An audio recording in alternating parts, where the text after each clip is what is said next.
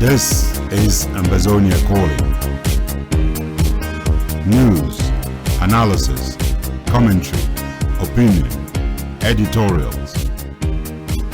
Ambazonia Calling is a co-production of Africa Freedom Network, the Missions Tribune, and Compass Free Press. Welcome. My name is Ntumfoyn Herbert, and I bring revolutionary greetings from our studios in Washington, D.C. to all of you, friends of Ambazonia and fellow Ambazonians on Ground Zero and across the globe.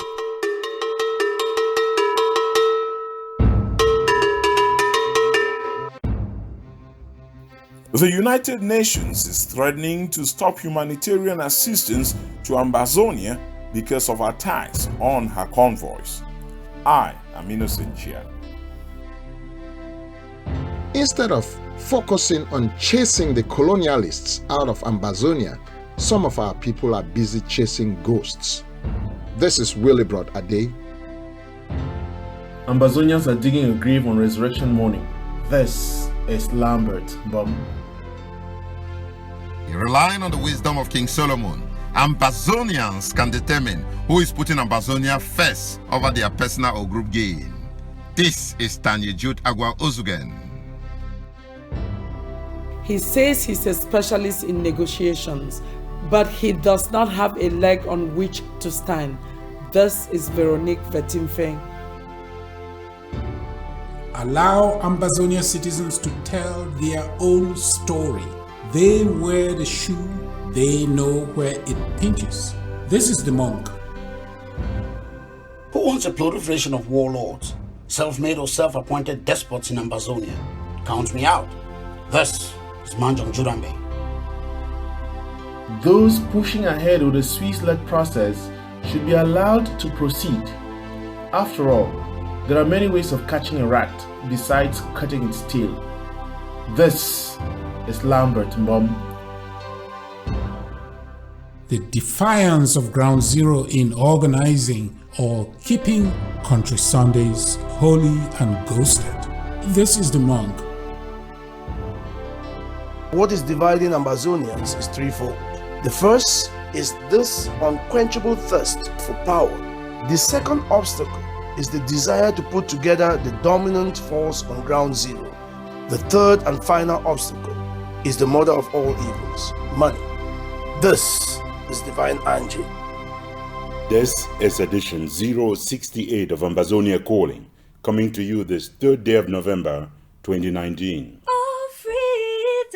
Freedom is coming, freedom is coming, freedom is coming, oh yes, I'm free. It is a new month. The month of November 2019 is here. No time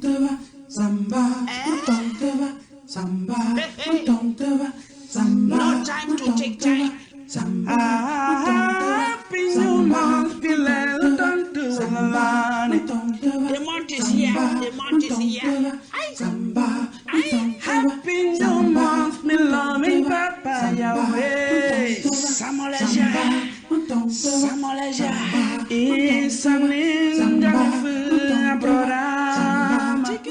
This is the month when we are invited to pray for our brothers and sisters who have preceded us into heavenly paradise. This is also the month 37 years ago when a monster came to power in next door La République du Cameroon. For making me to see this day. Wine come for life and I'm bold. Someone like say, Mon Dieu, merci. Tu m'as jamais abandonné. Today, Wame, deliver us, oh Lord, deliver. The enormously talented T-Sun there getting us going for this Sunday. Succeeding with a revolution takes a lot of wisdom. Tanya Jude Agwa Ozugen has got an editorial for this week. He says, there is a King Solomon sleeping in every Ambazonian. Wake him up and take over your revolution. The wisdom of King Solomon is legendary. One of the most popular stories about King Solomon applies to Ambazonia today. It is the story of the two women disputing ownership of the child. In the night, this woman's child died because she lay upon it. Wherefore, she removed my son from beside me while I slept and laid her dead child against my bosom. She lies. I do not lie. The woman who lost her son switched him with the son of the other woman and claimed the living one as hers. But when I looked at the child in my arms, I knew it was not the son that I did bear. It was her own child and none other. The living child is mine. The dead is yours. The dead is yours, the living mine. When the matter came before King Solomon, the king, in order to break the claim and counter-claims being made by the two women, called on one of his guards to draw his sword and divide the child into two, giving one half to each of the two women. Divide the child into two parts. Give half to the one woman, half to the other. The true mother proved her maternity over the living son through the love of rejecting that her son be divided, preferring that the woman laying false claim over him should have him rather than he be killed. Oh no! If it must be, give the child to her, that it may not be slain. Divide it. It shall be neither hers nor mine. Take your son, mother. He is surely yours. May the Lord God Jehovah praise and bless you. Would rather have surrendered him to another than to see him harmed. The Ambazonian, unfortunately, does not have a King Solomon to resolve our many disputes, claims, and counterclaims. And take this woman hence, and administer to her punishment to fit her perjury. She lies! She lies! It's not right! The child is mine! Mine! Every day, relying on the wisdom of King Solomon, Ambazonians can determine who is putting Ambazonia first over their personal or group gain. There are those today who have said instead of allowing anyone to succeed with the Swiss-led process, that it is best for them to crash the whole thing so no one benefits. It should not be hard for Ambazonians to tell who is putting Ambazonia first and who is putting homeland last. Then there is, indeed, a situation of two mothers, one dead child and one living child. It is the story of the IG group. One of the mothers has opted and effectively divided the child rather than see the child live. Ambazonians can be King Solomon all on their own, and when they fully assume that role, their revolution will do so much better. This is Tanya Jude Agua Ozugen for Ambazonia Calling.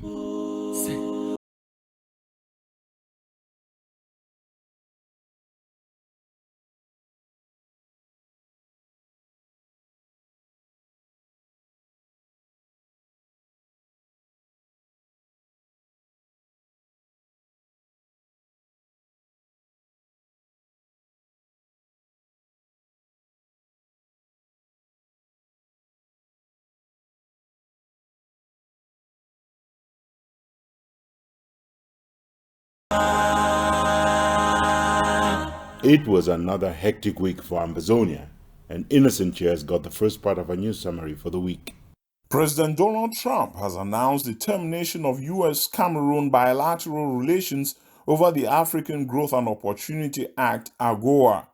In a statement to the U.S. Congress Thursday, October 31st, President Trump stated as follows, quote, "I am taking this step because I have determined that the government of Cameroon currently engages in gross violations of internationally recognized human rights, contravening the eligibility requirements of Section 104 of the AGOA. Despite intensive engagement between the United States and the government of Cameroon, Cameroon has failed to address concerns regarding persistent human rights violations being committed by Cameroonian security forces.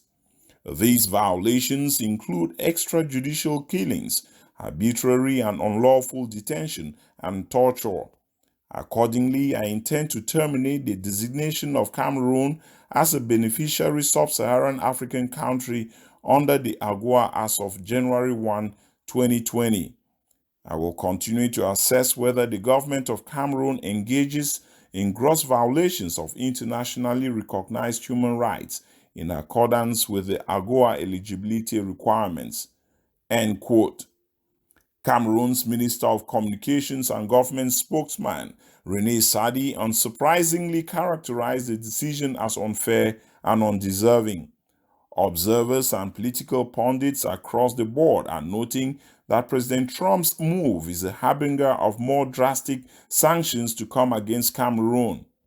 Former Ambassador Herman, who has shown a lot of interest on the crisis in the Cameroons, was among the first to tweet on the subject, noting that, quote, by removing Cameroon's duty-free access to U.S. markets under AGOA, President Trump has sent a signal to BIA that increased pressure will be applied if a negotiated settlement to the insurgency in the Anglophone regions is not reached soon, end quote. Abdul Karim Ali has been freed. The freedom fighter, the one and only Comrade Abdul Karim, the voice of the voiceless, has been released by the criminal terrorist junta of Paul Biya in Yaoundé. The renowned Muslim scholar of the Bible and unrepentant Ambazonian activist was precipitously ordered out of confinement Friday, November 1st, less than 48 hours after the Swiss ambassador to Cameroon paid a visit to Paul Biya, Cameroon's octogenarian president of nearly 4 decades. Pietro Lazzarini, the Swiss ambassador to Cameroon, is a familiar personality within the corridors of the Unity Palace. Reliable sources have confirmed that the American, Canadian, and English diplomatic missions also brought a lot of pressure to bear, in addition to the footwork of Abdul Karim's family.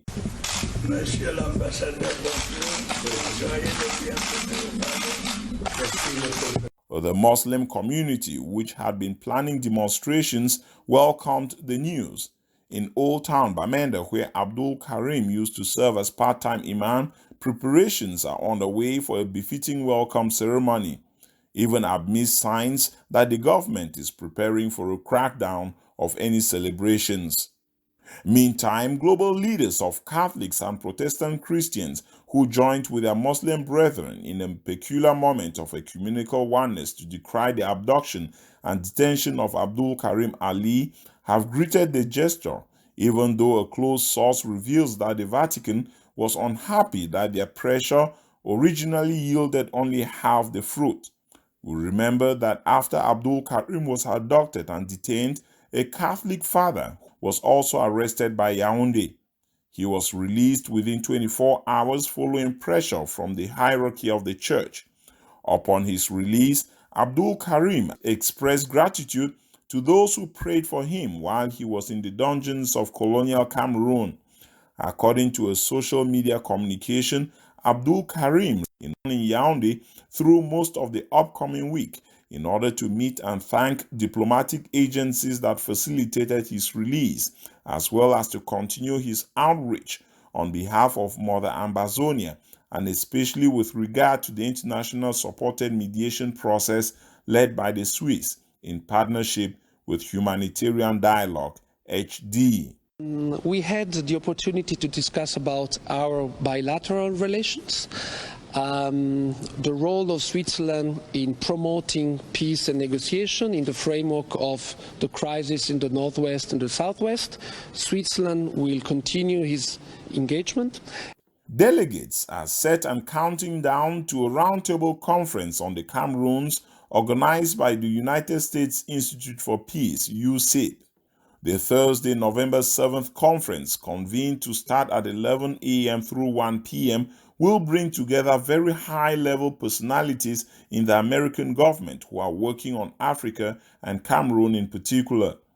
Credible sources say to expect, among others, the U.S. Deputy Secretary of State for African Affairs, Tibor Nagy. Participants ought to have signed up for seats over 2 weeks ago. The University of Boston will, for 2 days, November 8th and 9th, beginning at 10 a.m. each day, hold a 2-day conference exclusively on the Cameroons, featuring a cross-section of Ambazonian group leaders, even those with questionable positions vis-a-vis Ambazonian independence like Dr. Ntumfoyn and John Ba Akuro. You are listening to Ambazonia Calling, your space for educated news analysis, informed opinions and commentary towards the recognition of a free, independent Ambazonia. I am Ntumfoyn. Stay with us. What Cameroon has done to us, I want you never to forget. The pain they have brought to on this generation, I want you never to forget. Not out of hate, but so that the next generation will remember and make sure they do the things they are supposed to do, never to go through this again. I will continue to play my part to ask the people of Southern Cameroon to take their revolution into their hands and continue the fight to liberate themselves. I'm sorry to say, because of France's policies in Africa, in French Africa, the state of La République du Cameroon do not have any pressure on them to find a way to resolve this issue, because they are always thinking that no matter what happens, France will always be there to give them coverage.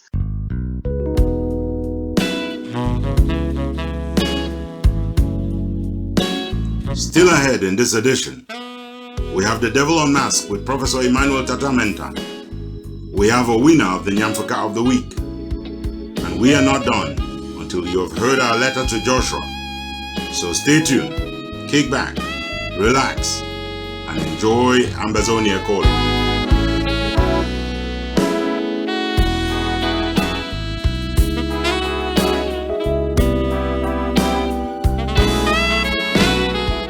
Before I bring back Innocent here with the second part of our news wrap-up for the week, we've got breaking news, and that is next.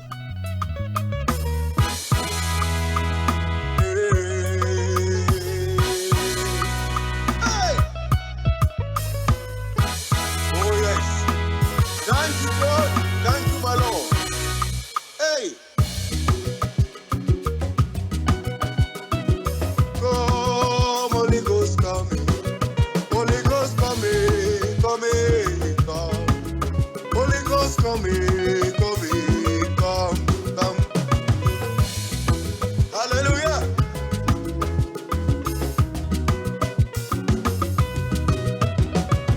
Come, Holy Ghost, come. Come, Holy Ghost, come. Holy Ghost, come, come, come.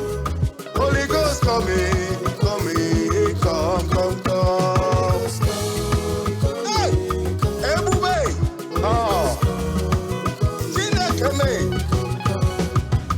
come, Holy Ghost, come. Come, Holy Ghost, come. Holy Ghost, come, come, come. Holy Ghost, come, come, come. Ambazonia Calling can now confirm that the Biya terrorist regime launched armed attacks against churches and other places of worship in at least 7 towns across Ambazonia this Sunday. No fewer than 30 people have been killed in the raids, including many Christians and 2 pastors that have been injured. The attacks at these churches were indiscriminate. Some of the attacks hit churches in the quiet town of Ngi in Momo State, leading to the death of 13 civilians executed on claims that they were restoration forces. Dozens of young people, mostly boys, were arrested and are currently in the process of deportation to Yaoundé via Bamenda. This was ongoing Sunday as we got into studio to record Ambazonia Calling. In Ikata Muyuka in FAKO State, 8 restoration forces, including General Wazuzu, along with 5 civilians, were massacred when Biya terrorist forces opened fire indiscriminately as Sunday service got underway at Ikata Church. The colonial forces had mingled into the crowd of churchgoers and picked out the 8 members of restoration forces who were in attendance. The Ambazonian restoration forces had dropped their weapons upon entering the church and were not a threat to anyone at the time when they were picked out from the congregation and executed point-blank style. Details of other attacks and church massacres which occurred outside Mbiame in Bui State and in Wum in MENCHUM State remain fuzzy for now, but we will work on those details and publish them online, or we'll bring them back to you in our next edition. Father, anyone who is behind the killings in the nation of Cameroon, Father, kill that person.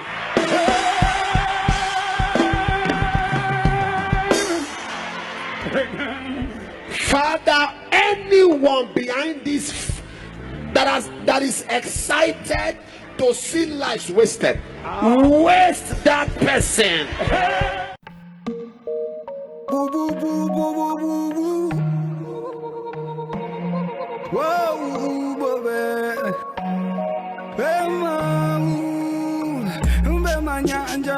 makfa. My me wo in abama. Bobo baby ubei yang zugi.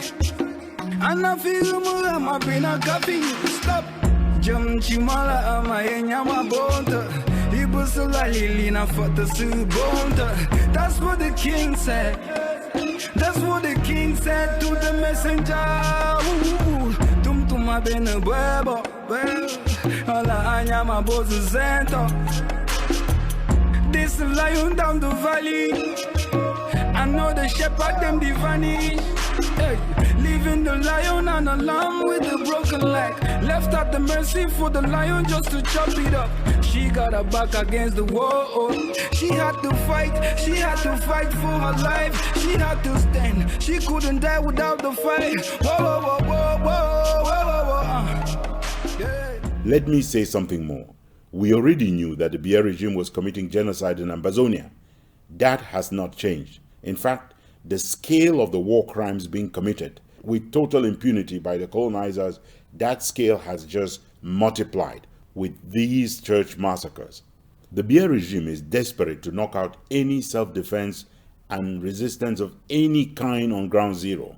This is ahead of plans that Yaoundé is nursing to claim military victory and to indicate that they no longer need internationally mediated negotiations. This is the calculation the regime is making and the military plan that it is executing. They are hoping that delay, that buying time would be to their advantage and that resistance will collapse and that the need for international mediation will then become unnecessary in the face of what they will claim to be military victory. The people of Ambazonia, notably those not carrying guns, those putting up the civilian resistance, those refusing to grant consent to the colonizers, you have this revolution in your hand. The resistance must continue. The Biya regime will have to kill to the last man standing if they want to take a homeland. By making civilians military targets, by targeting churches, schools, the Biya regime simply multiplies the war crimes with which they will be charged. We know that there is not a war crime Yaoundé has not yet committed. The regime has targeted and killed the sick and the injured. They have pulled people off ambulances and executed them in order to prevent them from getting to a hospital where their lives could be saved. They have chased survivors of attacks to their hospital beds where the regime has executed those of them suspected to be Amber Boys. They have executed nurses and doctors believed to be providing them medical care. The regime has targeted and killed Red Cross personnel. They have fired indiscriminately at ambulances, at emergency vehicles, and at aid workers, including on a pregnant woman in labor. They have burned down homes, burning elderly occupants like Mami Api in some of those homes. They have targeted and bombed church compounds using helicopter gunships, as they did with the St. Paul Parish in Kwakwa.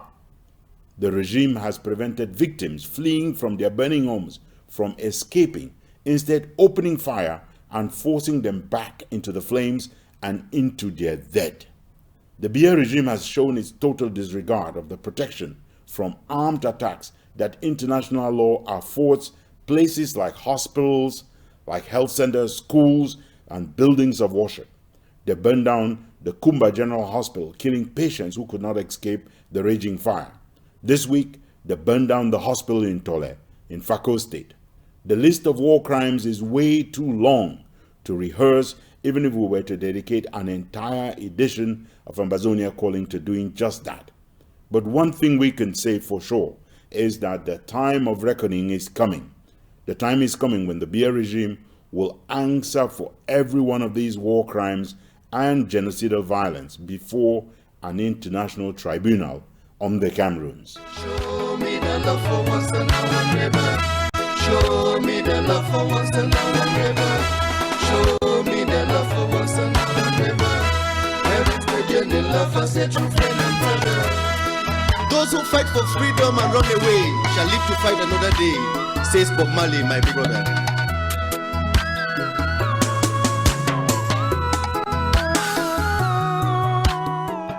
Innocent Jay's back. He's got the second part of our news wrap-up for the week. The United Nations is threatening to stop humanitarian assistance to Ambazonia because of incessant and persistent attacks on her convoys, particularly in the northern zone. Sources report that a notorious gang led by a certain Padi that used to be based in BOYO State and since moved out to the Bafut-Bambili area has been blacklisted and may face the International Criminal Court for failing to comply even after the humanitarian convoy identified itself. Another source familiar with the events, however, reports that while the notorious gang did pull over the humanitarian convoy, they only asked for financial help and promised there would be no trouble if they were given the assistance. According to our source, one UN truck was withheld and the workers let go. They promised to come back with about 150,000 CFA, but they went to the governor and things then went out of control. Whatever the case at Ambazonia Calling, we continue to plead on our valiant forces to comply to international law and facilitate access for humanitarian aid workers. Students at the University of Bamenda experienced intense gunfire just outside of the university campus midweek. Online video shows that it was too close for comfort as visibly scared students were ducking under their desks, many others lying prostrate on classroom floors. Reports say kidnappings are on a steep rise in major towns across Ambazonia. Rampant kidnapping and demanding ransoms, going to people's homes and demanding money 2 times a day, 4 times a day, 5 times a week. Some even go to somebody's shop and demand, and then the other group is in the house. And what do they say? They say that the group that came in the morning is not the right group. We are the right group. 2 days, another group. No, the group that came was a fake group. We are the right group. Some will go to. There was one young man in Bamenda selling bikes. They'll go to bike and just take one and disappear. And then another group comes. That group that came was a thief. We are the right group. Give us support, please. We should stop this nonsense. Observers fear that the goodwill fought and earned by real Amber boys may be getting shot in the foot by the kidnappers who are hurting the extremely important relationship between Amber guerrilla fighters and the population.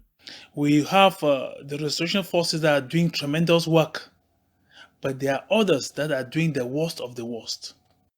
Don't molest one of us. Don't kidnap anybody. Don't kidnap anybody and ask for ransom. Guerrilla warfare succeeds because of the same people that are shilling you people. 8 Amber boys who were allegedly stopping trucks on the Ibadan-Bamenda Road, otherwise known as the Manfi-Bamenda Road, have died reportedly from infighting. Sources are unclear what prompted the fighting, but suspicions are that greed may have led to the fighting among themselves. Chris Anno and Oliver, his brother, the field marshal of the Red Dragons, are on the naughty list of the 7 Katars of Bafut. In a communication to Chris Anno and his brother, 7 Katars of Bafut warned them against taking credit for things that they are not responsible for. In essence, the message is about celebrating victories together, not owning victories that they have no clue about. Finally, today is my last day. Hallelujah. It was the last day in office this week for the former AU ambassador to the Americas, Miss Arikana Chihombori Kwa. May we, the Africans, teach you what human rights means. Yes. Let's teach you what civility means. Yes. And let us remind you that we, the black people, are the only race that has never exploited anybody. Yes. And yet we are the most exploited race on earth. Yes. We are saying, as a united front of the African diaspora, we're sick and tired of being sick and tired.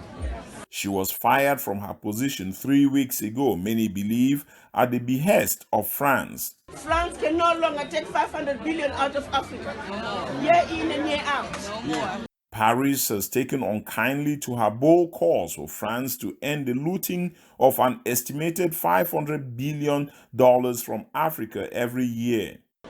So you go from France having trillions of your own money, now you begin to owe them for borrowing your own money. During a rally with supporters on her last day, the former ambassador announced that she was not going to be stopped by the firing from office. I'm going to begin to talk to the people who brought all these 80,000 signatures to say we must have a petition that says, France, get out of that pact for the continuation of colonization.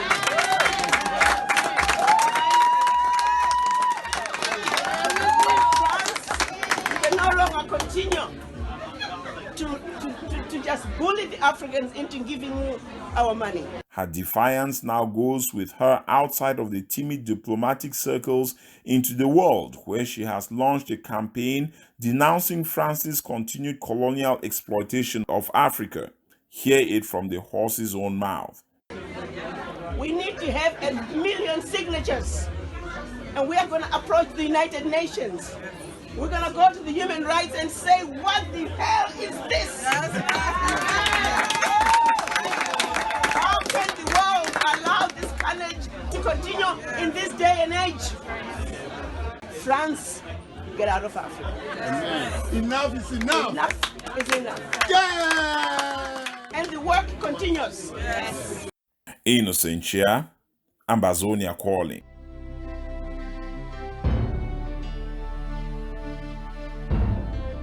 Still ahead in this edition of Ambazonia Calling.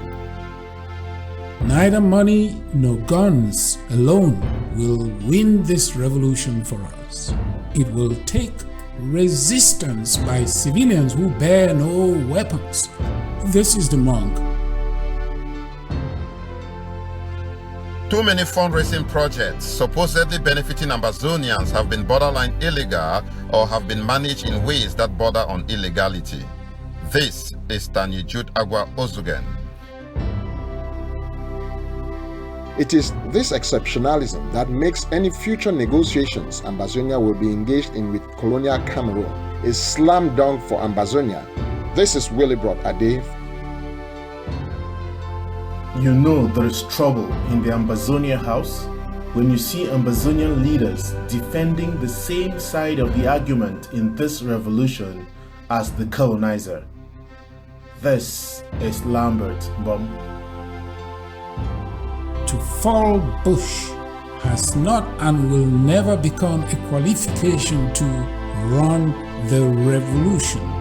This is the monk.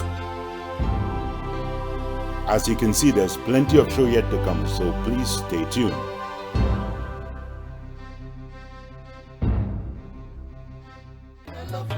A bullet kills a human being, but can never kill justice from generation to generation. Some people should not be treated as if they were a conquered race. Our children need a future. We need negotiations and not manipulations.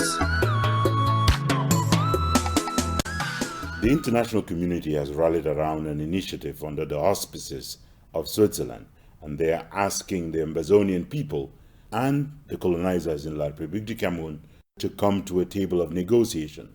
And that deal has divided the Ambazonian child between those who say take advantage of the bird in hand and those who say 1,000 in the bush are worth 1 in the hand. Here's Lambenbaum. It is hard not to admit that one side has something concrete to offer the Ambazonian people, while the other offers tough talk and the invitation for them to just wait for a better offer in some unknown future. Swiss skeptics know they have nothing to offer right now. They hope for something in the future, but other countries like Palestine have been waiting for something better for 71 years already, and nothing has come yet. Both sides should be free to work on their various plans without the hatred out there and without one side seeking so desperately to sabotage the other. If the Swiss naysayers are right and are able to produce a better deal under God alone knows who, Ambazonians should embrace that better deal if it appears. Otherwise, those pushing ahead with the Swiss-led process should be allowed to proceed. After all, there are many ways of catching a rat besides cutting its tail. The sickening thing in the whole Wahala is that many people are simply apprehensive because the cheerleaders of the Swiss-led process are not leaders and/or organizations they cherish. AGOV-C supporters, for example, would be on board if Choayaba were to have been involved, and the consortium would not be so opposed if John Ba Okuro were on board. Some of the recriminations may be substantive, but the needle is lost in the haystack once naysayers keep bringing up new issues to justify opposition, even when it is clear that they cannot and will not galvanize the same international actors behind another process while the Swiss process is still alive, which speaks to why they are so desperate to kill it. Some have even openly vowed to crash it and have suggested that those supportive of it be physically eliminated. Haters are so bent on killing the Swiss-led initiative that they are even saying the same prayer to God. They are praying for Paul Biya to reject that process so that those supporting it can be shown as having failed. You know there's trouble in the Ambazonian house when you see Ambazonian leaders defending the same side of the argument in this revolution as the colonizer. When you hear Ambazonian leaders offering the colonizer reason to flee from the table of negotiations. So, granting the Swiss process drowns, why would another country want to take up the Ambazonian issue? Would that country be spared the same recriminations Switzerland has faced, this time from those who would feel they should not cooperate or collaborate with those who fail to collaborate with them on the Swiss-led process? Ambazonians are digging a grave on resurrection morning. When mediation is offered, the business of any right-thinking party to an armed conflict is to accept the offer. It is a different thing if you try the offer and find out that it does not work for you. But to reject it without even trying, and to do so under so many false pretexts, is truly sickening. This is Lambert Mbom for Ambazonia Calling.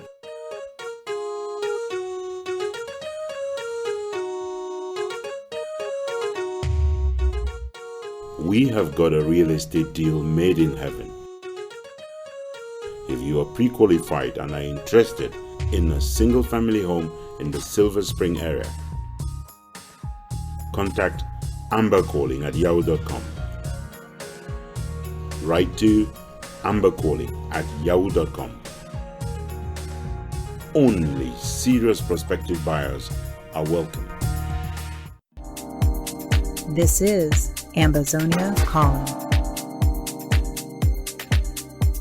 We have received two very important requests from our listeners, both of which we need to meet. The first is a request that we include fewer Pidgin English language segments on the show. This is coming from our international audience, those of you who do not understand Pidgin English language. That is perfectly understandable. And then there is the demand from Ambazonians predominantly who want to see us include the Pidgin English language segment, Big Mob Corner. We think we're capable of answering positively to both requests. So here's what we're going to do. Number one, we're going to limit the Pidgin English language segments. We cannot entirely kill them. Pidgin English just brings some flower to the English language, especially for the people of Ambazonia. We can help that. And we will obviously meet the demand that the people of Ambazonia are making for the Pidgin English language segment. I think it will be a new program completely. That is a promise. It's not for tomorrow, but that definitely is a promise you can take to the bank. We'll work hard on putting together an entire program in Pidgin English language. So start looking forward to that. That means on this edition and henceforth, we will keep Big Mob Corner for the Pidgin English language segment that we will roll out, hopefully very soon.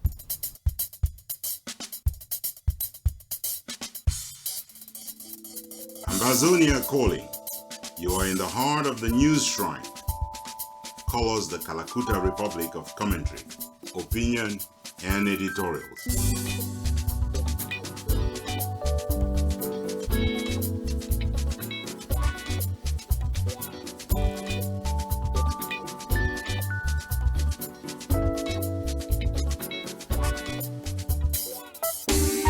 We ran 2 papers already in this edition on the wisdom of Solomon and the fact that the Ambazonian child is being divided by the hawks fighting over one part or the other. If you are wondering, yes, there is a method to the madness, and it is explained in this paper by Divine Anje. If you have been wondering why so many of our liberation movements will not collaborate, will not come together, will not accept to run a common treasury, this week offered great insights into the hidden agenda several of our movements are pursuing. The secret is really not so secret, for it is not a secret that money is at the root cause of the evil that is keeping Ambazonian liberation movements asunder. The frenzy is all about raising money for one specific group and keeping the funds to just that one specific group. Why share the funding to help every movement, especially help every self-defense unit on ground zero, make progress, whereas being selfish allows the groups to keep so much more for themselves? This disease that has contaminated the entire diaspora across 6 continents has now spread like a pandemic into ground zero as well. That is what accounts for some of the horror stories of kidnappings for ransom. It is all about making money and keeping the dough raised for one specific group. All but a few liberation movements are guilty. The IG group is running its own fundraisers, including during trips across the globe, and keeping any funds raised to the IG group. Fully aware that the IG group cannot prosecute this independence war all alone, it is raising funds from the successor of my trip to BOYO, known as the compulsory independence dues, exclusively for the IG group. Not to be outdone, AGovC, fresh off of a series of other initiatives that include the Amber Coin, the AK-47 and the Sniper campaigns, has now launched the Freedom Pins, announcing the arrival in the United States over the weekend of what it calls a first consignment of 10,000 pins. The Siseko Yerima faction has floated the Ambazonian Freedom Bonds. The poisonous rivalry and competition for the limited resources Ambazonians can offer mean these movements will remain at each other's throats. Each of the movements claims to be the legitimate treasury of Ambazonia. Each claim that it has a right to mortgage Ambazonians' resources or sell them off. None can clearly define how they would pay dividends on bonds, how they would pay up when the time comes to redeem the bonds. It is now abundantly clear that what is dividing Ambazonians is threefold. The first is this unquenchable thirst for power and their eagerness to slander or even kill anyone in order to keep what they perceive to be power. The second obstacle is the desire to put together the dominant force on ground zero in the hope that sheer military might, not electoral victories, will be the currency with which power will be brought in that Ambazonia. The third and final obstacle is the mother of all evils, money. Ambazonians are the suckers if they continue to enable this misbehavior. The sooner movements collaborate and form one treasury, the quicker we get to BOYO. This is Divine Anje for Ambazonia Calling.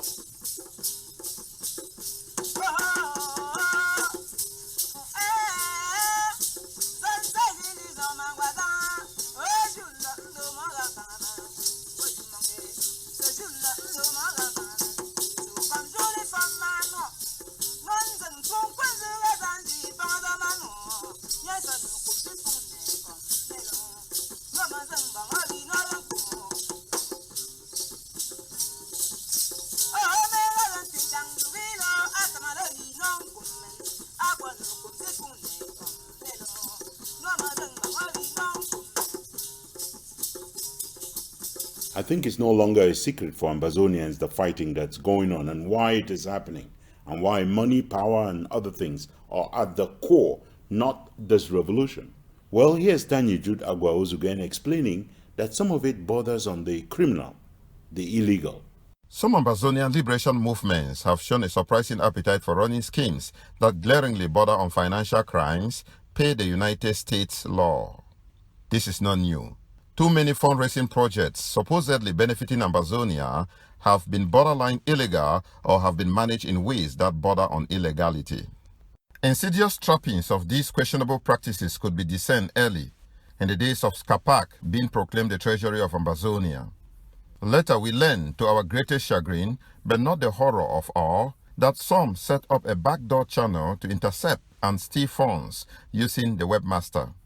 Then came Follyhawk, to whom SCACOV scandalously surrendered and mortgaged all the resources of Ambazonia. If you are wondering how far they went, no, they borrowed a leaf from the D. Francs Oblige French Cameroon to sign in 1959.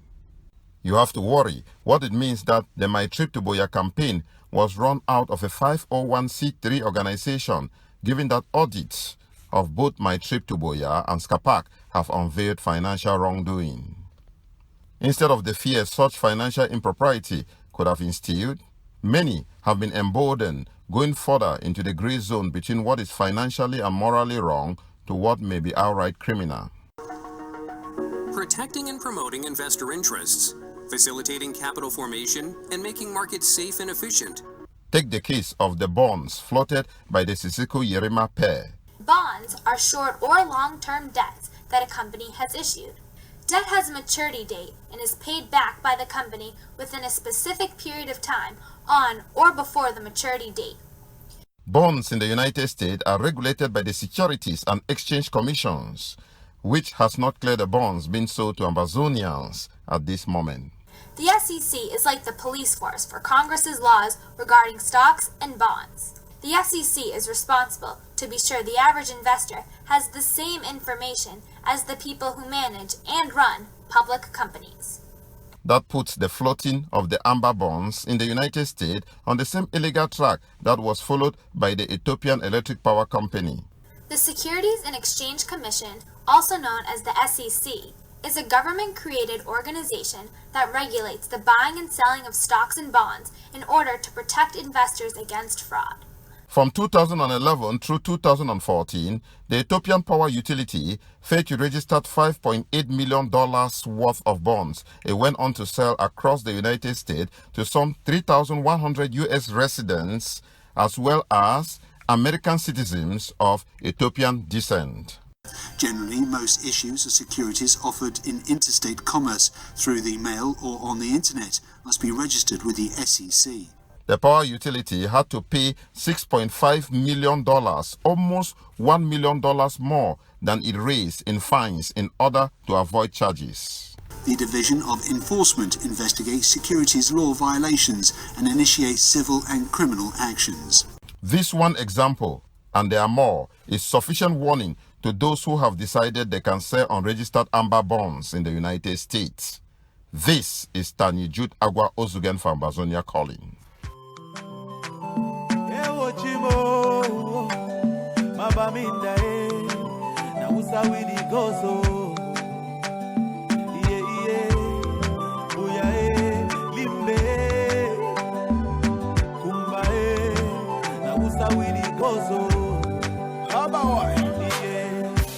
Something is killing me slowly, and I'm feeling so lonely. But this thing I must to talk, oh. Yeah. All my people, they for bush, oh. And our children are they go for school, oh. But nobody fit to talk, oh. We get it plenty, so many things where we really want to complain to you. See these people where they kill us, not the people where they get for protect me, yeah. Our children they for prison, our leaders they for prison. Now they calling for dialogue. Now who and who go talk, oh. That's why we pray to God. Heal our land, heal our land, heal our land. Cause all our people are dying, and our mothers are crying. Heal our land, heal our land, heal our land. Cause all our children are dying, and our mothers are crying. Yeah. But I don't know what's up, oh, at all, oh. This war is bigger, and one man of it put a stop, oh. So make we put them all together, oh. I see plenty people don't die, and the house they went burn, that's why the people they suffer. Everybody running helter-skelter, the children they suffer, there is no food and shelter. Our children down the suffer, while the leaders living la vida loca. Yeah, so now we start with the go so Cameroon do. We get to plenty, so many things where we really want to complain to you. That see these people where they kill us, not the people where they get for protect we. Yeah. Oh no. Our children they for prison, our leaders they for prison, but they've been calling for dialogue. Now who and who got talk? That's why we pray to God. Heal our land, heal our land, heal our land. Cause all our people are dying, and our mothers are crying. Heal our land, heal our land, heal our land. Cause all our children are dying, and our mothers are crying. Okay, let's take a minute of silence for our brothers and sisters who have lost their life in the struggle, and our mothers who are living in the bushes, our children suffering in the bushes with no food and no shelter. We pray that the peace return in our land so that we can live in peace, peace forever. That's what we cry for. We get to plenty, so many things where we really want to complain to you. See these people where they kill us, not the people where they get for protect we. Yeah. Our children they for prison, our leaders they for prison, but they've been calling for dialogue. Now who and who got talk? That's why we pray to God. Heal our land, heal our land, heal our land. Cause all our people are dying, and our mothers are crying.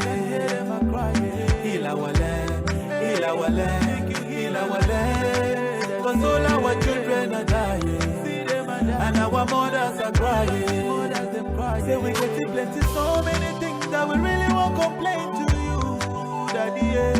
Everywhere, now we start with the go so. Mabaminda,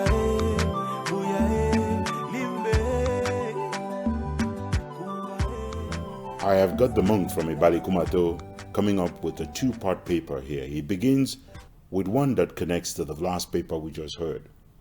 When you roll out bonds that benefit only the diaspora and leave out people who live on ground zero, who are making huge investments in sweat and blood, you are making a big mistake. Here's the monk. There is no funding from the diaspora, no matter the weight and value of the dollar, the pound sterling, the euro, or the German mark, that surpasses the funding ground zero-based citizens have provided through the sacrifice of Country Sunday, lost income on account of the war, and their contributions in cash and kind, sometimes paid as ransom, as unacceptable as that is, to the revolution. There is nothing the diaspora has done with street demonstrations that beats the defiance of Ground Zero in organizing or keeping Country Sundays holy and ghosted.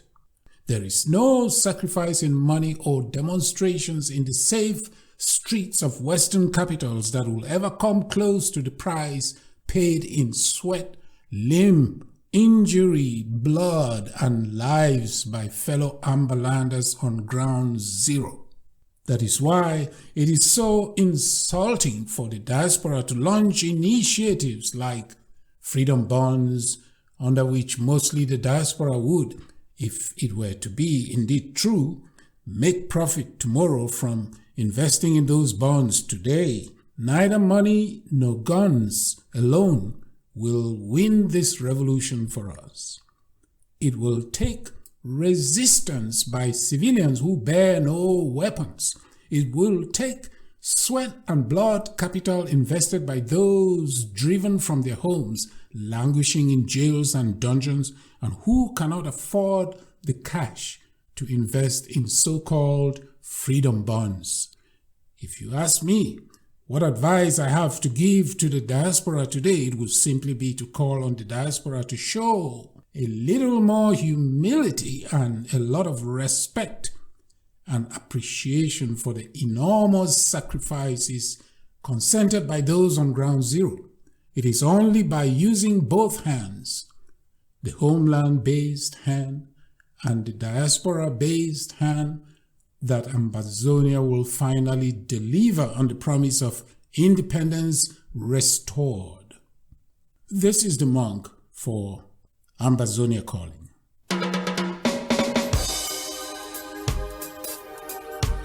Freedom Record. Yo, sometimes I wonder why life changes some people's plans. La République have always wanted to leave us in chains, so we will live like slaves. Unfortunately for them, nature is changing the direction of their plans. Amen. They have decided to Mauritania, they have been in Chad, they have been in Congo Brazzaville, and now they have spent more than 55 years trying to hold our people as slaves.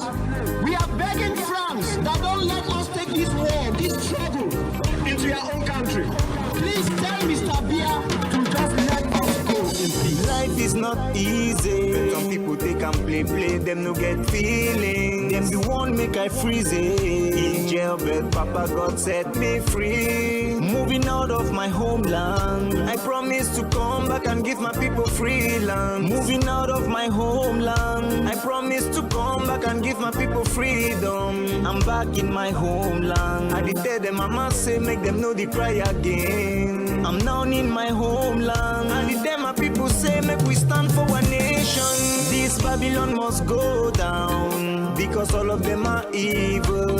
La République must leave a land.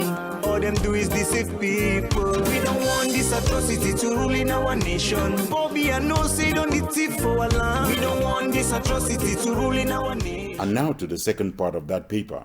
The success of this revolution has been the chemistry between Ground Zero and diaspora. Some of it is beginning to dissipate out of hatred, out of the divisions that are built in the diaspora that have transferred to Ground Zero. The monk from Ibalikumato is warning to fall bush is not a qualification to run the revolution. Nothing is more sickening in this revolution than what our people would call the sheer oversabi shown by the Ambazonians in the diaspora.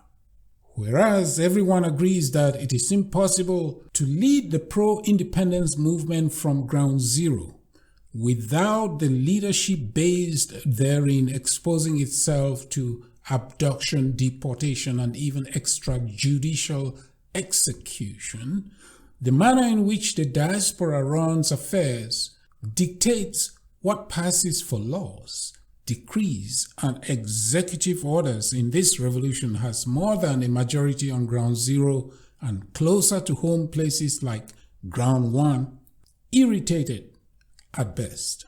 The simple truth, and one worth reminding the diaspora about, is that to fall bush has not and will never become a qualification to run the revolution.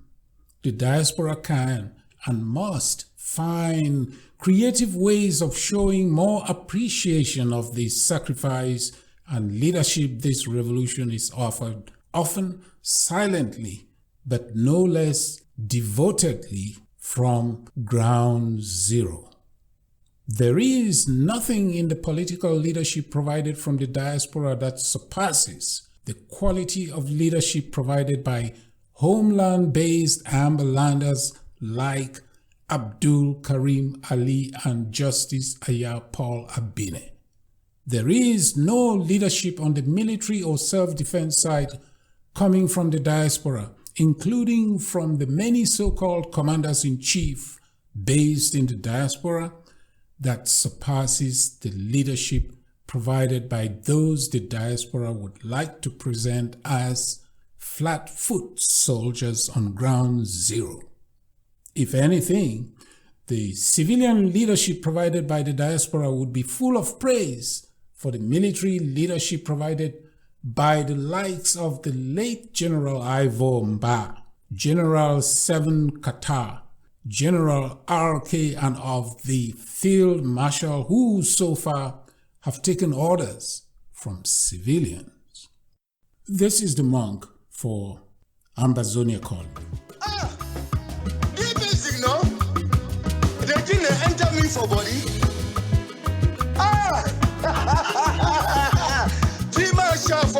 Ambazonia. I don't come again.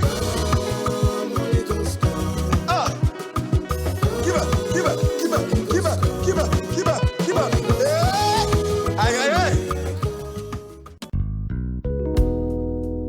This is a lesson that every Ambazonian should know by heart from real politics.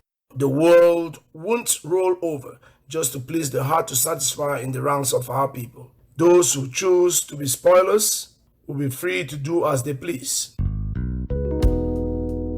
I recognize the fact that even those I consider to be egoistic or to be selfish, I recognize the fact that the intent is good. People simply think I have the best route to Boya, I have the shortest way, the easiest way. I recognize all that. The search for a completely neutral country will never be successful because there is no such thing as a perfectly neutral country to serve as mediator. We should trust in our cost that is embedded in truth and it's God ordained, and we should hope for the best while expecting challenges. Our job is to ensure that the negotiations work for what we seek and that our leaders and negotiating team do not sign onto any deal that falls short of outright independence for our homeland. In other words, our destiny is in our hands, not in the hands of the mediator.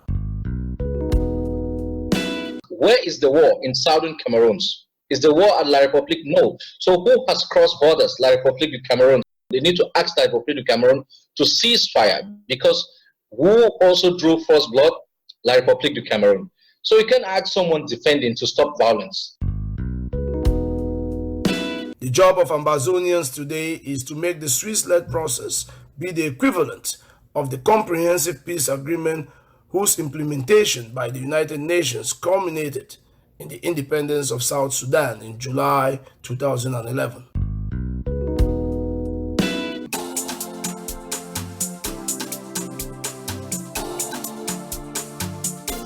Drum roll, please.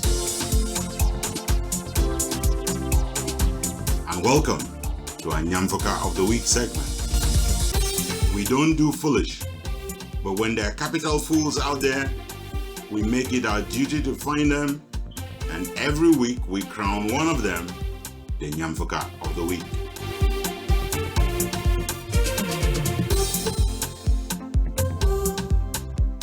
Veronique Vetumfe is here. She's got our rundown of the kings and queens of foolish for this week. Finishing in third place this week is a lady who knows what it means to be mistaken for someone else. She suffered it when she reported on the assassination of the American missionary in Bambui, Northern Zone. It led to her arrest and abusive remanding at the New Bell Central Prison in Douala. So, for Mimi Mefo, who now works for the German broadcaster Deutsche Welle, she should know better than anyone else to mix up Ambazonians with anything Cameroonian. Yet, that is exactly what Mimi Mefo has been doing on social media of late. In one posting, she identifies the Ambazonian mixed martial arts boxer Ntumfoyn as Cameroonian. She does so despite the fact that Ntumfoyn is brandishing the Ambazonian flag in the picture. For insisting to identify MMA champ Ntumfoyn as Cameroonian instead of a proud Ambazonian, Mimi Mefo is this week's third place finisher for the crown of shame, the Nyamfoka of the Week. Nyamfoka them all. In the position of runners-up this week are agents of La République, who are sending out messages calling for attacks on humanitarian convoys and anyone white in Ambazonia. Those involved in this enterprise want the international community to turn against Ambazonia. Notably, they want NGOs working with the United Nations to abandon our people in dire need of humanitarian assistance. These audios are the work of the devil, Atangaji Paul and his gangs. They go to the extent of calling for the murder of humanitarian workers and anyone white in Ambazonia. No Ambazonian should listen to those propagating these messages of hate. Ambazonians should do everything to provide unrestricted access to humanitarian convoys. It is demanded under the international humanitarian law. Attacks on humanitarian workers are war crimes. Restoration forces should, of course, make sure that those providing relief are independent and are not working for the enemy. But on no account should aid workers be harmed, talk less of killed anywhere in Ambazonia.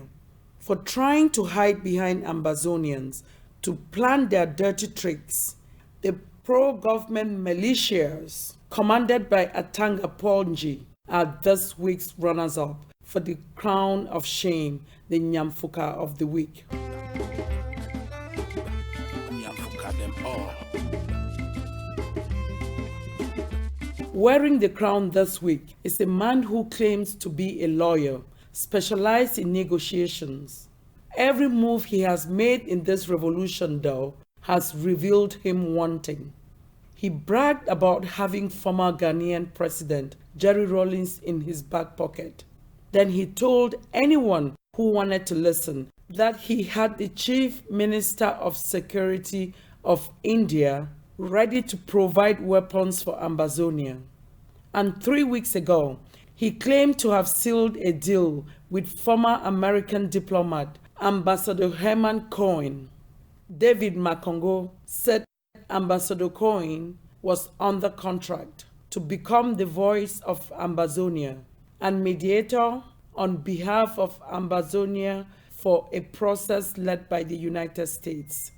It took just the time for the claim to come out of his mouth for Ambassador Cohen to deny the damn thing as lies. There is no American-led mediation, and Cohen supports the Swiss initiative. You would have expected the specialist in negotiations to show us how well he had negotiated the deal with Cohen.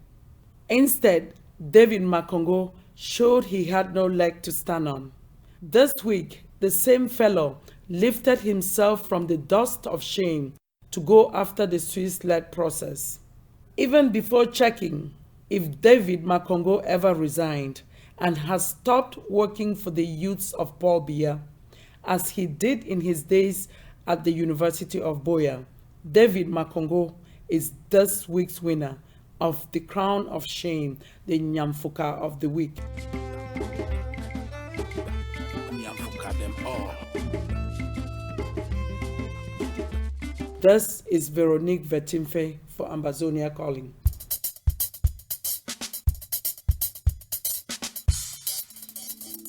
Ambazonia Calling. You are in the heart of the news shrine. Call us the Kalakuta Republic of commentary, opinion, and editorials.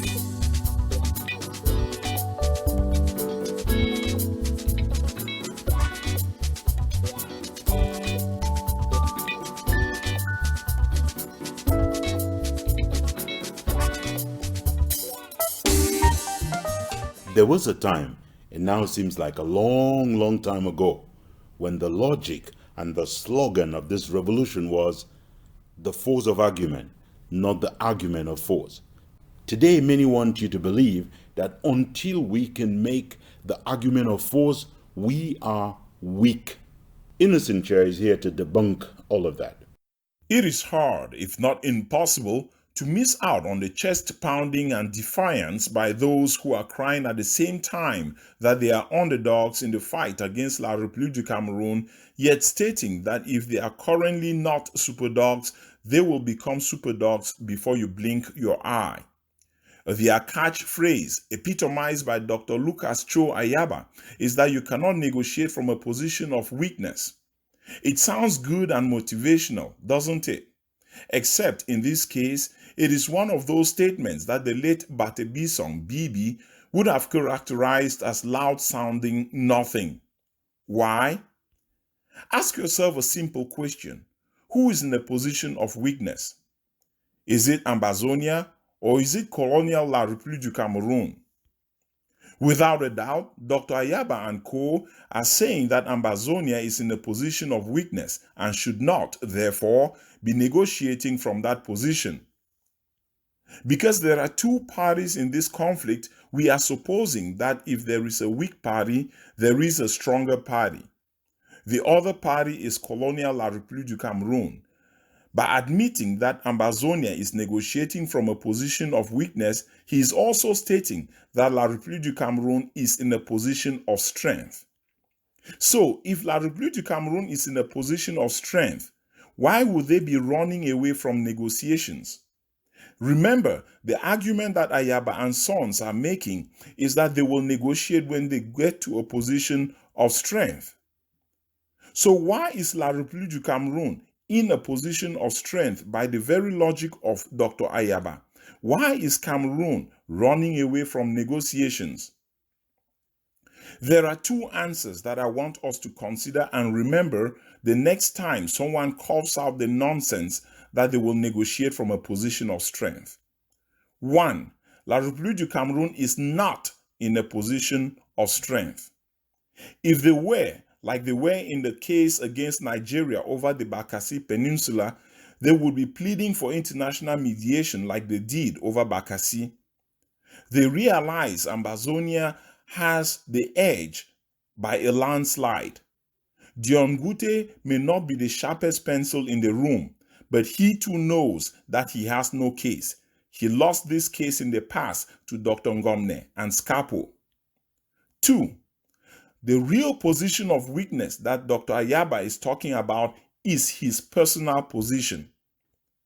Ayaba knows that he has kissed the dust on this one, and his pride will just not allow him to climb down from the high horse. A good leader would take a beating for Team Ambazonia, like Abdul Karim Ali just did. Ambazonia is in a position of strength. Biya knows it. Ayaba may deny it because he thinks it denies him the possibility of selling pins or the amber coin. The two are not mutually exclusive. Innocentia, Ambazonia Calling. Another place.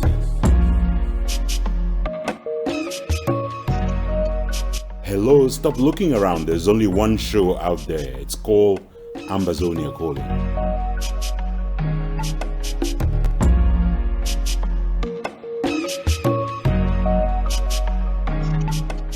Anyone who lives or has studied anything about the United States knows of the American exceptionalism. What they refer to is to the unique things that apply to the United States more than anyone else. Now, there is an Ambazonian exceptionalism, and it applies to the issues of negotiation, mediation, and the resolution of this conflict. Here's Willie Bratade. Most territories that have previously sought independence and gone on to secure international sovereignty were seceding, meaning effectively breaking away from an existing country and carving out completely new boundaries not previously established or recognized under any international treaties. This is not the case for southern Cameroon's aka Ambazonia, which has recognized borders under international treaties. To make matters worse for the French and colonial Cameroon, who seek to maintain Ambazonia under colonial domination, Southern Cameroons was a Class B United Nations trusteeship territory, declared ready for independence by the United Nations and allowed to hold an independence plebiscite, followed by a United Nations General Assembly resolution recognizing the outcome of that plebiscite. These historical and legal facts constitute what I would like to call Ambazonian exceptionalism, especially when you compare our homeland to Eritrea and South Sudan. These two countries were born out of breaking up pre-existing countries with no previous history as separate internationally recognized territories. In other words, they decided to secede from the countries they had always been a part of. Not so the case of Ambazonia. For our audience to understand the difference, It is important to recall the history of our homeland, especially with regards to her international boundary with La République du Cameroon. This was established on January 9th, 1931 in an agreement defining the boundary between British Cameroons and French Cameroon that was signed by the governor of the colony and protectorate of Nigeria at the time, Graham Thompson, and le gouverneur commissaire de la République française au Cameroun at that time, Monsieur Marchand. This boundary has never changed, and when you consider, among other things, that the Constitutive Act of the African Union states in Article 4, Principle B, that, quote, respect of borders existing on achievement of independence, end of quote, as is pretty much an open and short case. That is why we talk of Ambazonian exceptionalism. It is this exceptionalism that makes any future negotiations Ambazonia will be engaged in with colonial Cameroon a slam dunk for Ambazonia and a very difficult, no, scratch that, impossible case to win for the colonialists in Yaoundé.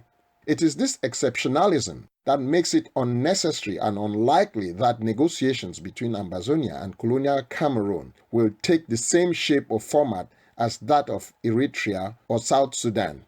For starters, the United Nations, the African Union, the International Court of Justice, the European Union, and the government of Switzerland itself cannot and will not put together any agreement between the parties that violates international law or United Nations-backed resolutions.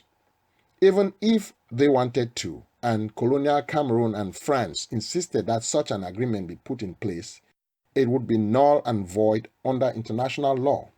What Ambazonian exceptionalism means is that any negotiations held to decide the future of Ambazonia will follow an unprecedented path.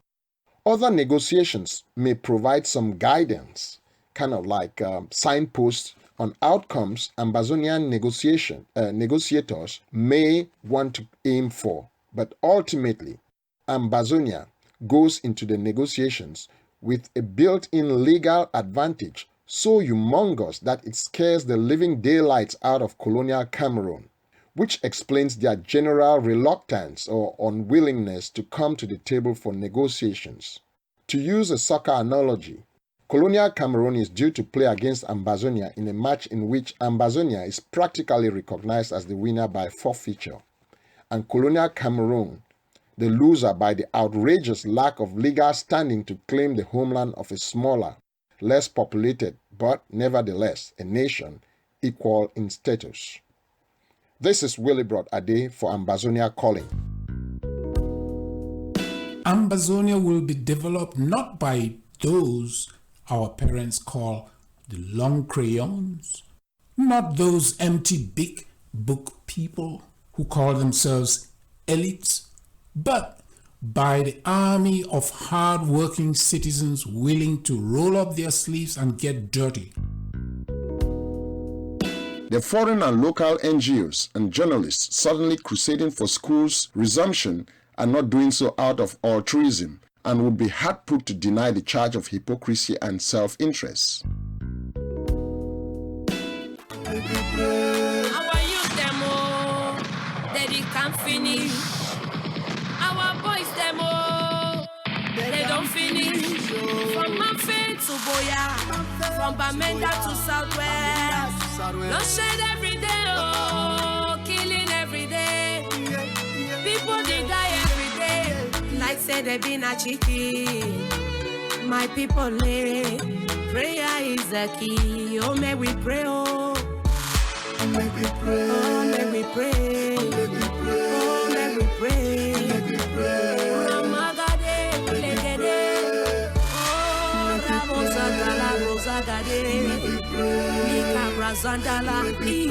Jesus. The story is told of the blind men who went to check out an elephant. Everyone saw what they felt. There is that kind of seeing but not seeing going on with the Ambazonian revolution at this moment. And as the monk says, the man who wears the shoe feels the pinch. The monk from Imbalikumato explains that the Ambazonian story is unique and sacred. It is one we must tell ourselves, lest the hunter tells all the story and the game never gets to be a hero. As a citizen of Ambazonia, it is left for me to say how I am feeling, how Ambazonia is feeling at any time. It is not someone else's job to tell me that. That is called seizing the narrative.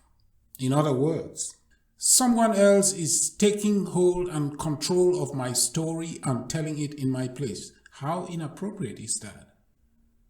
How many times as a citizen of Ambazonia have you read a news headline calling Ambazonia citizens terrorists, separatists, secessionists, and you say to yourself, where did these people come from with these names for my people?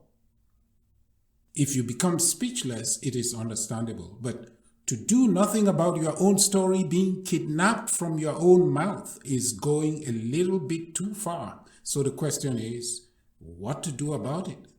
It is a difficult job, made more difficult by a situation where even Ambazonia citizens are falling for the same scheme, taking the Ambazonia story and putting a twist that bends it in the direction of self-promotion for intents and purposes that are at best dubious. We all are aware that France and Franco-Cameroon have deep pockets, as in they can bribe and corrupt anyone on planet Earth. But on the case of Ambazonia, it seems bribery and corruption have a hard time covering up the truth.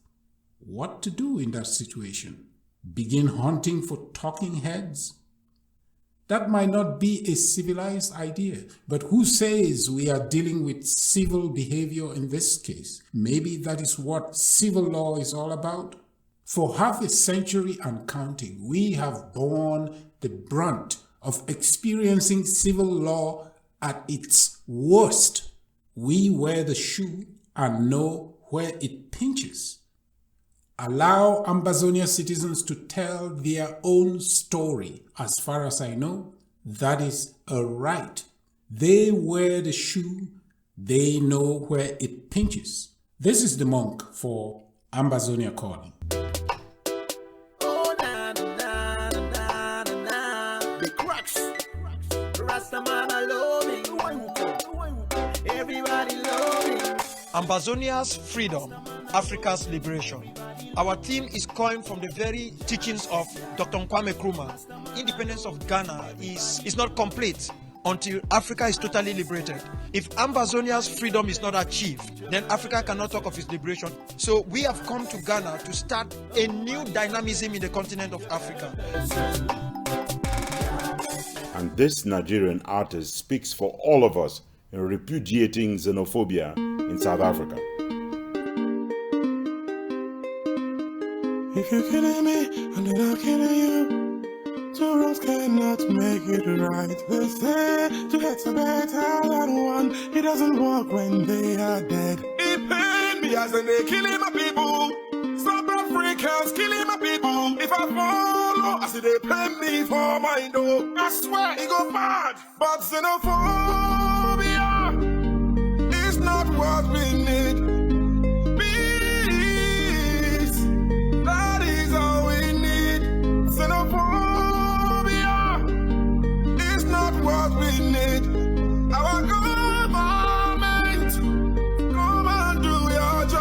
It is a week today since Patrick Ekema passed, and Ambazonia Calling will return to a reverse tribute to the mayor. Here is Barrister Manjong Jutambe. The passing of the very divisive, xenophobic, education fraud and criminal mayor of BOYO, Patrick Ekema, gave voice anew to some of Ambazonia's dark sides. Many jubilated justifiably at his passing in hilarious social media postings. Good riddance to the horror he represented, masterminded, commandeered and or visited on Ambazonians. In my village, it is said that the manner in which a person is mourned and buried bears testimony to how they live their lives.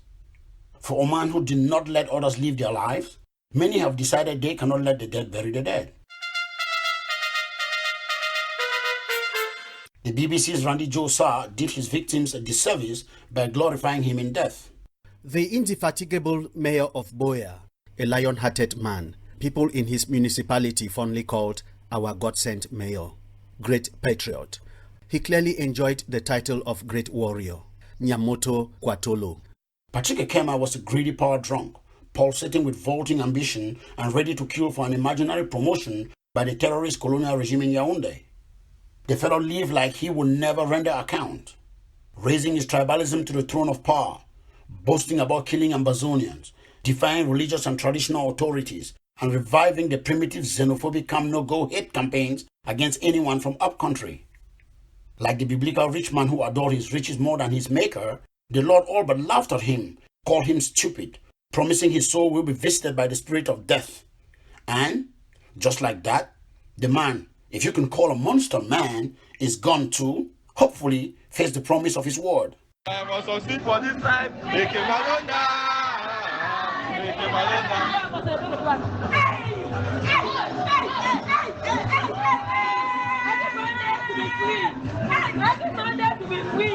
I hope the words I speak are harsh, because I do not want to suffer sugarcoating the bitter truth. Hating the likes of Ekema, even in death, is as legitimate as hating them and their actions in life.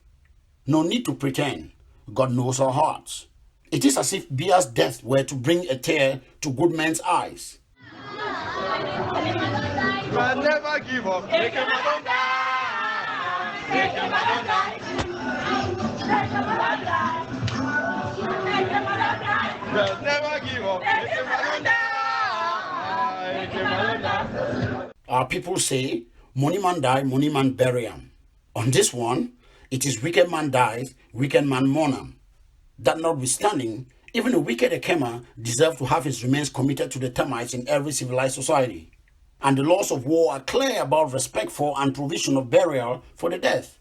Ambazonians so irreparably hurt by Ekema are right to prevent his followers and admirers from building a shrine to his name. That would be adding insult to injury. It is not, therefore, that nothing should be done to prevent the beatification and or canonization of Ekema in death by his CPD and fellow monsters. It is that my jaw dropped and I cringed when I read the executive order by Dr. Lucas Cho Ayaba promising the desecration of the mortal remains of Patrick Ekema. That executive order tells who we are more than anything else, and all reasonable Ambazonians must shudder in fear. The same courage and decency that caused Ambazonians to rise against Ekema's wickedness and to celebrate his demise should cause us to reject the signs of despotism that even an executive order cannot hide.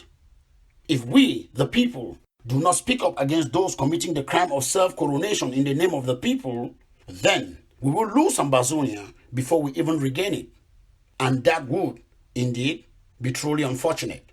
This is Manjong Jutambe for Ambazonia Calling. Baby, my love for you now. Baby girl, I say with you, I'm just surprised. My love for you, girl, I know if it take you out of sight. Baby girl, I do anything for you, eh. I do anything. Baby girl, I do anything for you, eh. Baby girl, I do anything for you, eh. Everything. Baby girl, I do anything for you, eh. I do for you. I do anything for you, eh. Baby girl, I do anything for you, eh. Soul restoration train is our freedom train. We've got to do it together, building trust amongst leaders and making sure we make compromises that can take the Ambazonian people to a new horizon. Oh, Holy Spirit, lead us on the restoration journey of our liberty. The message we are sending out to all other Ambazonian groups is that we have to work together, because it's only in working together that we would achieve what we want faster. Oh, Holy Spirit, lead us on the restoration journey of our liberty. If we do not do that, we are going to be having South Sudan.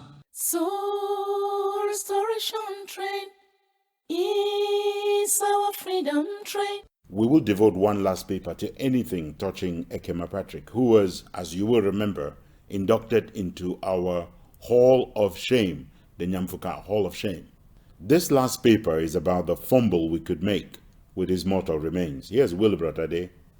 Following the death of Ikema Patrick, erstwhile mayor of Boya, reactions have come from different quarters of La République du Cameroun, which he served so faithfully until his death, and Ambazonia. They range from near indifference to indecent jubilation. The most remarkable reaction so far has been that of the AGOV-C, which issued a so-called executive order by its president, calling on, quote, our forces to disrupt the burial of the dead traitor, end of quote. The author goes on to say, among other dastardly and outlandish things, quote, we will try his dead body, cremate it and throw it in a pit toilet, end of quote. What is the purpose of such a callous and classless display of foolishness, considering that the AGOV-C lacks the means to enforce such an outlandish plan? Instead of focusing on chasing the colonialists out of Ambazonia and hastening the recognition of our homeland as an independent country, some of our people are busy chasing ghosts. While Ikema was alive, I never saw any such communique from Ayaba calling for anything to be done to him, talk less of any action undertaken by the ADF to stop the deceased truculent Biya sycophant from wreaking havoc on business owners on country Sundays, or to curb the direct debilitating impact upon the lives of Ambazonia families and businesses, as he states in his tasteless communique.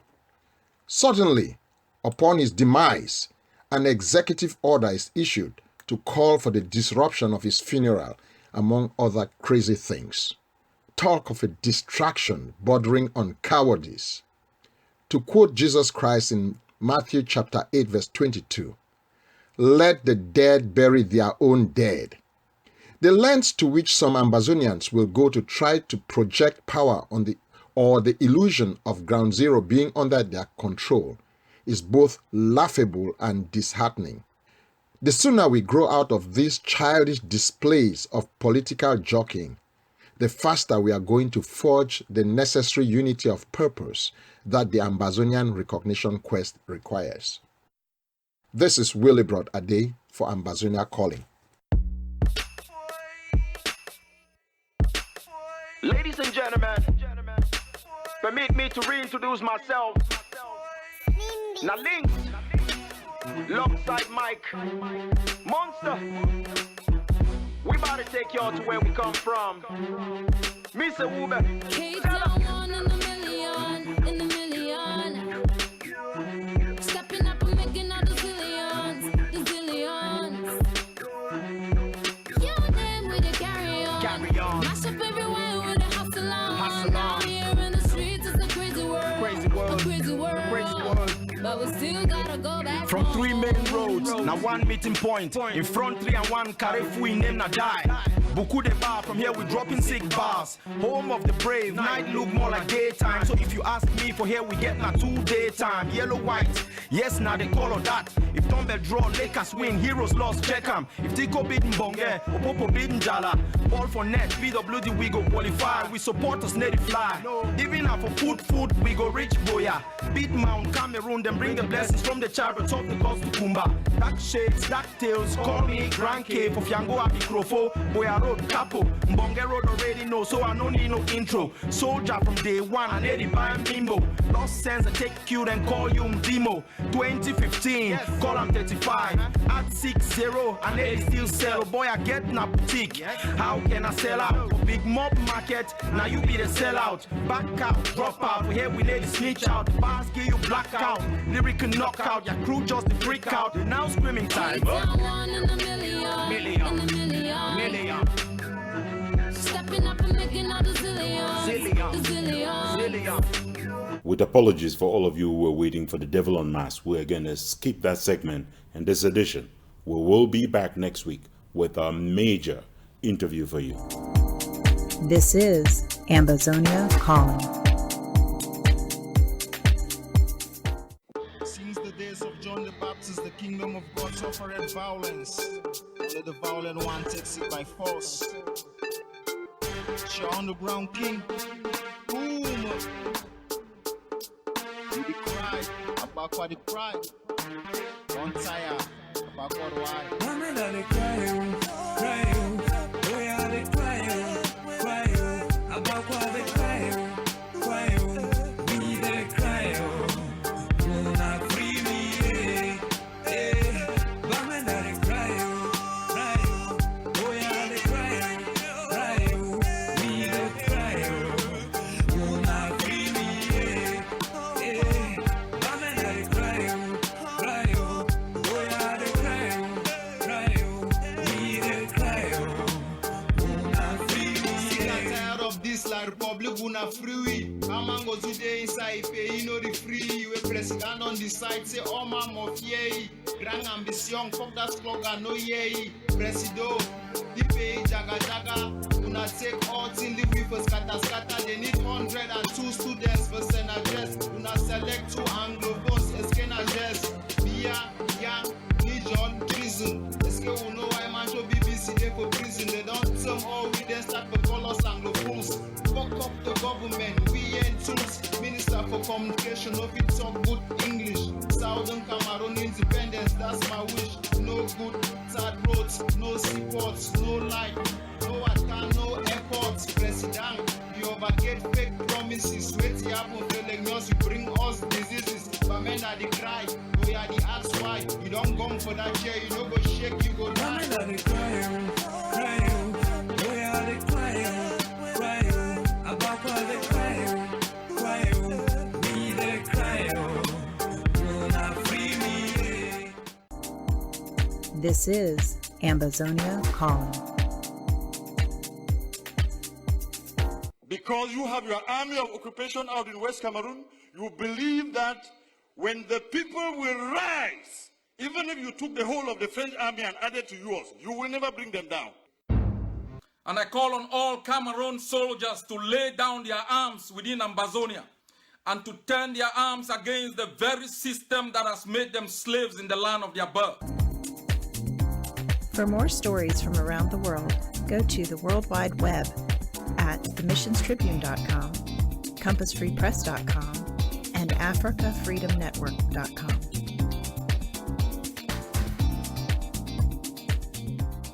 Here is our letter to Joshua. Dear Joshua, so just like that, Uncle Sam has got his eyes on you. Military aid cut off, trade aid now cut off, no loans, no grants, no investment, and endless accusations for targeted killings, for extrajudicial executions, for mass arrest, deportation, and incarceration, in dungeons and in prisons where torture is regular. That's a long list. And that's before you get to the list coming from the International Criminal Court. Even for Nkunkuma, that's a lot of baggage to carry. You have learned every bad thing. You are doing everything by the genocide book. Now you've gone on to the church massacres. Holy smoke. There's no stopping you. You've got to get to the 4 walls of the ICC before you're stopped. But you are not even slowing down. You're not even stopping to think. You're not even asking yourself what happens next. Reality stares you in the face. You can't even hold those ambazozos in jails. No jails, no dungeons are built big enough to hold them. You may have them in jail, but none of them is a prisoner. Every one of them is free, and the revolution they lead thrives, it prospers, it moves on, it carries on all around the globe. The big efforts by the 2 for 5 franc lawyers to bag Ambazonians, to put them in jails, to get international arrest warrants acted on. Nothing seems to be working. It's a very bad run for Nkunkuma. And your French bosses, nothing is going for them right now. Not the ports in Benin, not the ports in the Cameroons, not the ports in Cote d'Ivoire, and not the war in Mali. Nothing seems to be looking up. And the Kelebe is fighting the war with the Ambazozos, the guys who have to face down those bullets every day. Keep piling on the evidence of war crimes, the ones that you committed in Biame this week, in Bafut, in Kikwini, in Balangi, in Wotutu, in Tole, in Kambe, in Womb. It's just a long list. It keeps growing. The big plan to find all those rocket launchers, conventional weapons, to claim that the time has come to unleash warfare by air, to drop bombs, to use all manner of equipment on the ground. Look, Nkunkuma, the Serbians did that also in Kosovo. It did not go well. It just added to the war crimes, and in the end, there was no justification, they said, to that war. Just as there will be no justification for your war. Something else that the Serbians did, oh, they delayed about the negotiations. They wouldn't come to the table. They waited out. They thought the negotiations will disappear. Just as a few surprisingly joined you, Nkunkuma, in thinking that negotiations will disappear. Whatever existed by way of a partnership between the Cameroons is gone.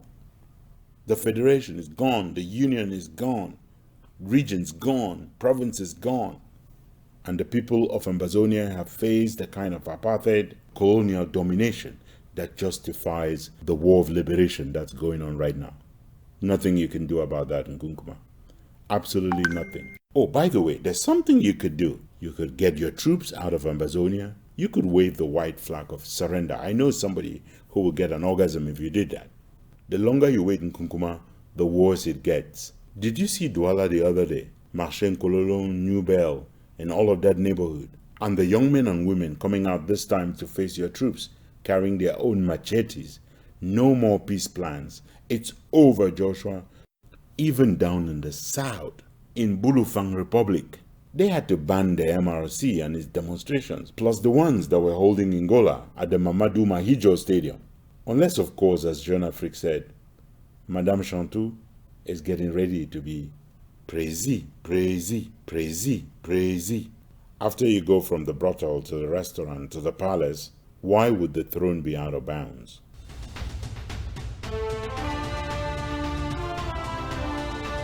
From our studios here in Washington, D.C., our producer is Jeff McCoy. Our music today is from Ken Wanaku, the monk from Balikumato, William Ford, an ambassador of blessed memory, Eric Matisse on the web at soundimage.org, and Prince Ajua Alemanji of Ajam Sonic Kitron, USA. Ambazonia Calling is a joint production of Africa Freedom Network, the Missions Tribune, and Compass Free Press. You can find us on the web at www.themissionstribune.com, www.compassfreepress.com, and www.africafreedomnetwork.com. Next Sunday is another day. Until then, keep the spirit, keep the faith, keep up the fight for justice and independence for Ambazonia. Stay Amba strong.